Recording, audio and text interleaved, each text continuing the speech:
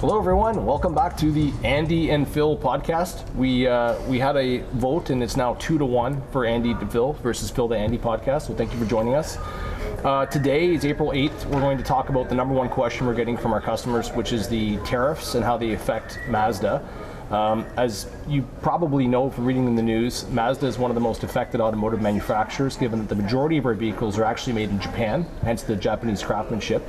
President Trump has invoked Section 232, which means the 25% tariff will be applicable on Mazda vehicles at this point right now, although as we all know, that's a very volatile situation that could change at any moment. We're going to talk about what we know and what we can speculate on, maybe what will happen in the next 30, 60, and even 90 days. So what we do know is anything that's on the ground here, been wholesaled to us, won't be affected by these tariffs. So at the moment we have 147 new Mazdas on the ground. And then don't forget, similar to what happened with COVID, when inventory became light for new cars, that's when inventory levels started to lower for used cars, which raised pricing as well. So for used cars at the moment, we do have 100 units on the ground as well, and those aren't going to be affected. We have no plans to raise prices. We have no plans to add addendums. We have no plans at the moment for any of that stuff.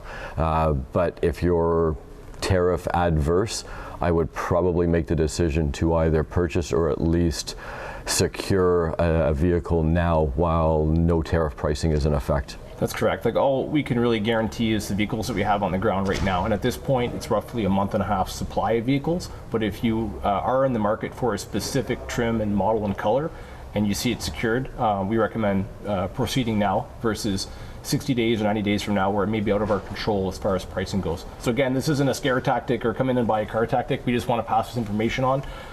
As always, we don't have any addendums, any junk fees or anything like that, nor will we ever do that. That's part of our guarantee to our customers. But we wanted to pass this on as more of a public information. You've seen other manufacturers already make advancements. So some manufacturers have stopped sending cars to US. Others have held cars at port.